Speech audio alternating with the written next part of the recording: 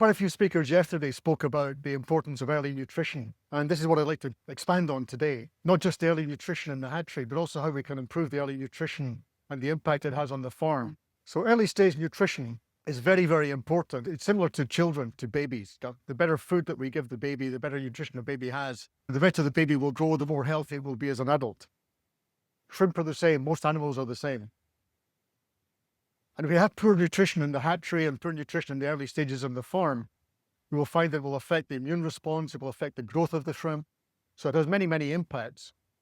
And these impacts may not be obvious in the hatchery when you sell the PL, but they may appear later when there's some stress on the shrimp in the farm and the shrimp is less able to fight that stress. If you look at the hepatopancreas development larval shrimp, basically all through PL until we sell the PL is very, very primitive. We don't have the classic cardiac stomach, the hepatopancreas.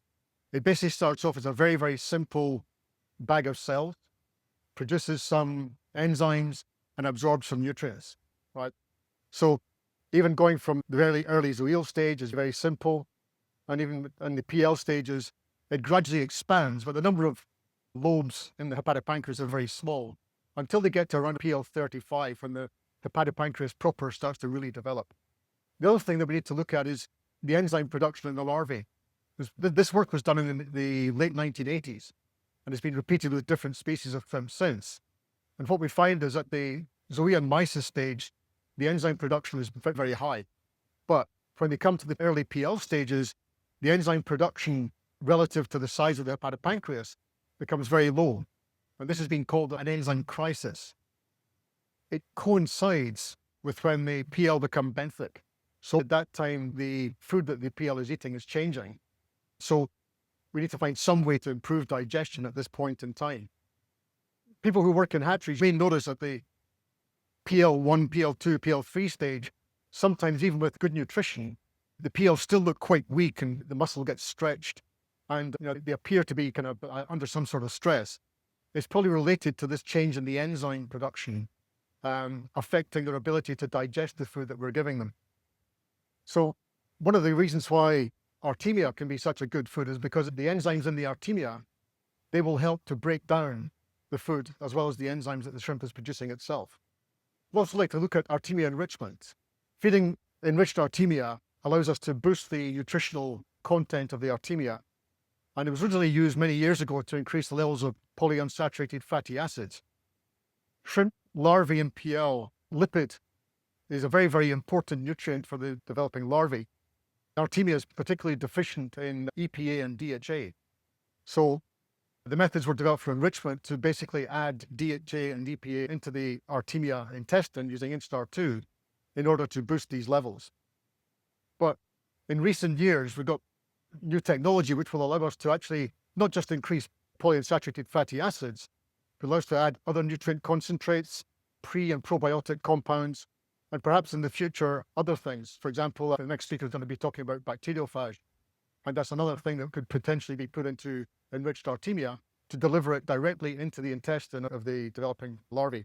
This is an example of the HUFA, basically. So if we look at this, the first one is the level of HUFAs in the Instar 1, right? So the hatched Artemia nauplii. And you can see that it has some EPA, but there is no DHA. DHA is the green one.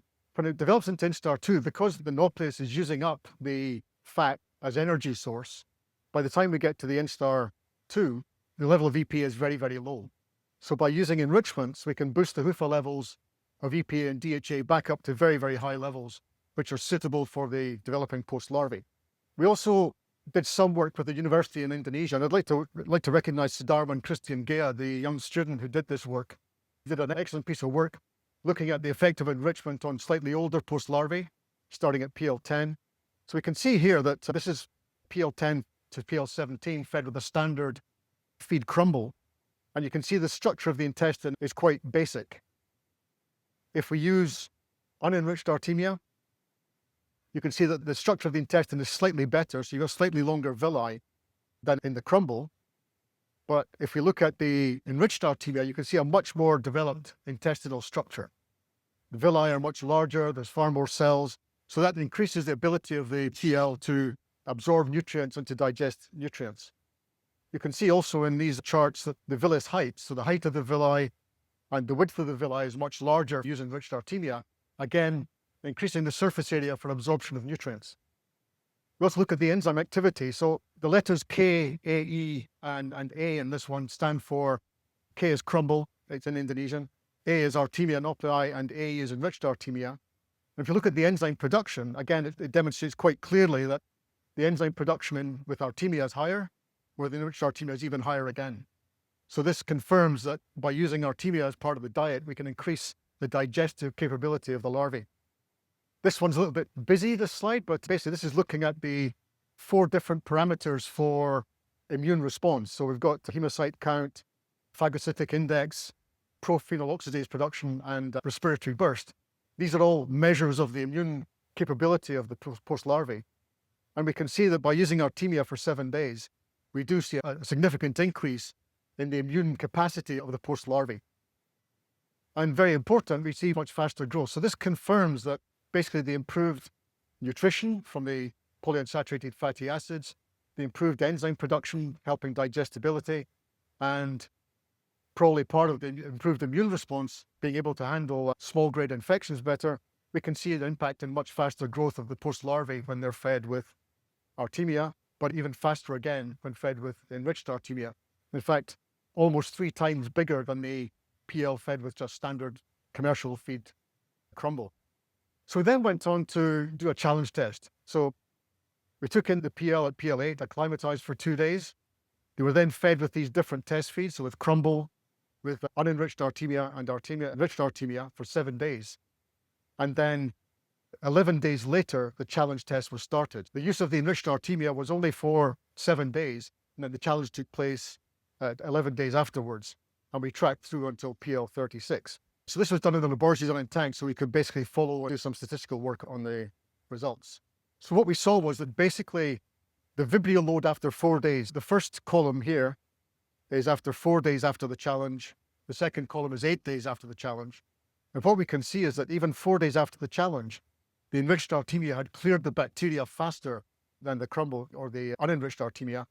And that clearance was much faster going into 8 days afterwards. So it confirms again the ability of the immune response of the shrimp to more rapidly clear the bacteria from the body. This one again is very busy, I apologize for that. But what I'd like to do to concentrate on basically is just the red boxes here, right? So what we can see is that at the time of the challenge, the levels of these different immune response parameters were high. Then post-challenge, they do drop. But the drop in those immune response parameters was much less in the enriched Artemia group. And in fact, the enriched Artemia group recovered to pre-challenge levels much more quickly. So again, it confirms that the ability to react to a disease challenge is much improved when we use enriched Artemia. And if you look again at the gut health, and of course there is gut damage. I mean, it won't protect the larvae 100% against a challenge with the AHP&D. But what we can see here is the damage in the gut of the crumble group was very extensive. The damage in the gut in the unenriched Artemia group was less. Though there was damage in the group which had the enriched Artemia, it was less again. So the ability of the shrimp to maintain some level of digestion and nutrition would aid the recovery post-challenge in the shrimp. And the proof of the pudding is in the results at the end. So we looked at the survival rate. So we can see in these 3 groups, these were the control groups, which were not challenged. Survival was around about 95% for all of those. And we can see there was about a 20% improvement in survival in the group which was fed enriched Artemia over the groups which were fed unenriched Artemia and with commercial crumble.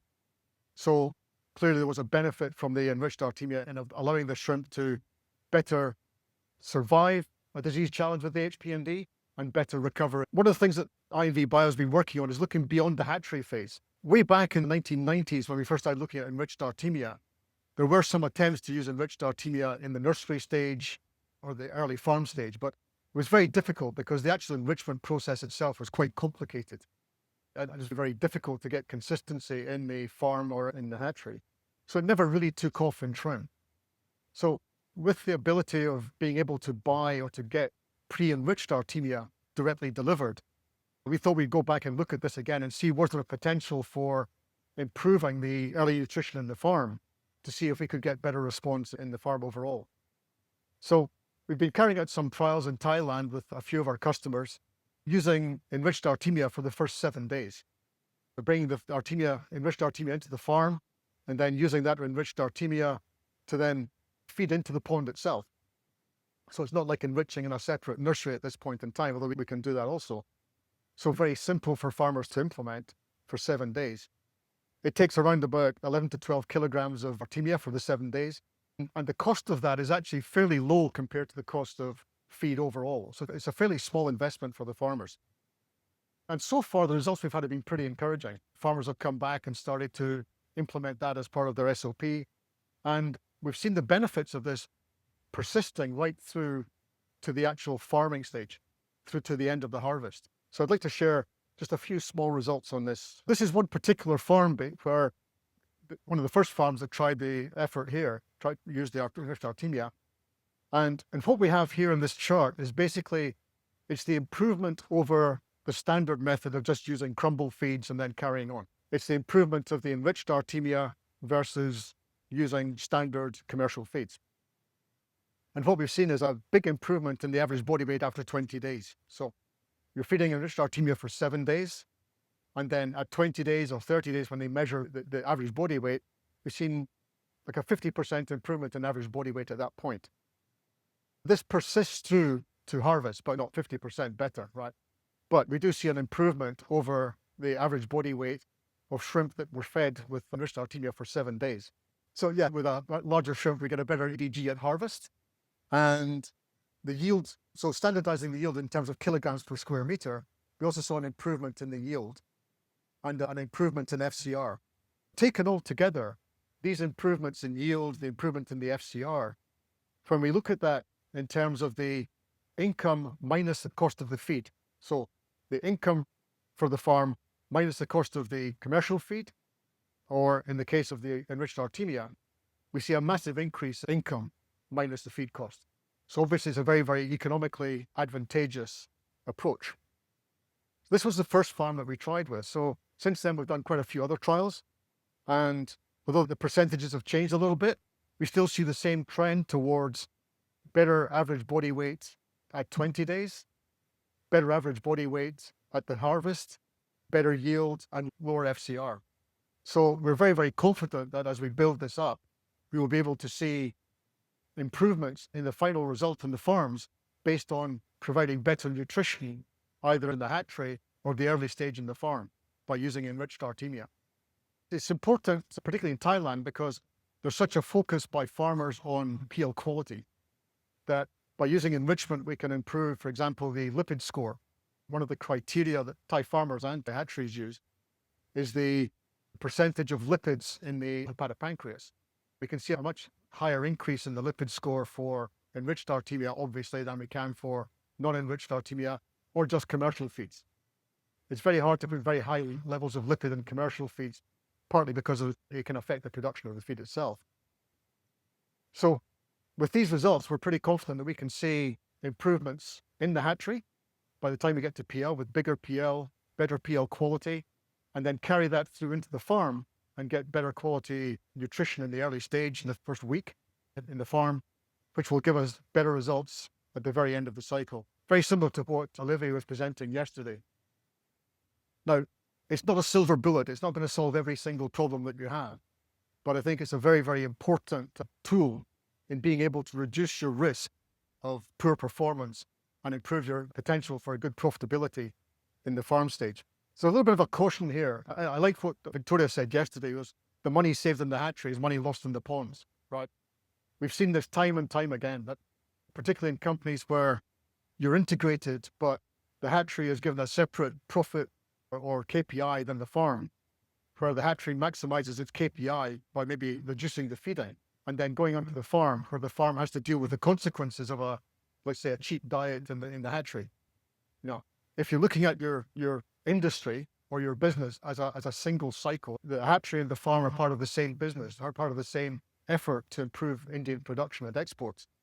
So it's important for us to work together in terms of providing the best quality PL to get the best, maximize the profitability of the Indian industry and supply cost effective for export. So it's very, very important we focus on quality, not just of the post-larvae, but also of the Artemia that we use. There are many, many different sources of Artemia, and not every Artemia is the same. even if you're using Artemia from a single source, let's say, for example, Great Salt Lake, because it's a natural product, you will find differences between years on the quality of the cysts which are formed. You'll find differences in area, say, for example, China or Russia. Some areas will provide very, very good quality cysts some years, some areas will provide less quality. So it's important that you keep that in mind when whether you're purchasing cysts or purchasing Artemia paste. The nice thing about I&V Bio, and I came to I&V Bio through being a customer previously, is that it takes away that headache, right? You don't have to worry about hatching weights because you can get the product delivered to you all the time. So it's consistent. As Chandrasekhar says, I don't have to worry about the biosecurity. I don't have to worry about hatching rates. I don't have to worry about all the mess and the time it takes to grow the Artemia. So it's a great time saving and biosecurity benefit to the hatchery. So make sure that when you do buy Artemia, whether it's the paste or whether it's Artemia cysts, you focus on the quality. And so I'll just finish off this with the range of products that I&V Bio has, from Instar 1, which is Artemia nuclei, Instar 2, enriched Instar 2, and the decapsulated cysts, which can be used as foods. But as I say, for early nutrition, we really need to focus on the quality. And I think it's time to look again at the benefits of the enriched Artemia, not just in the hatchery, but also in the farm.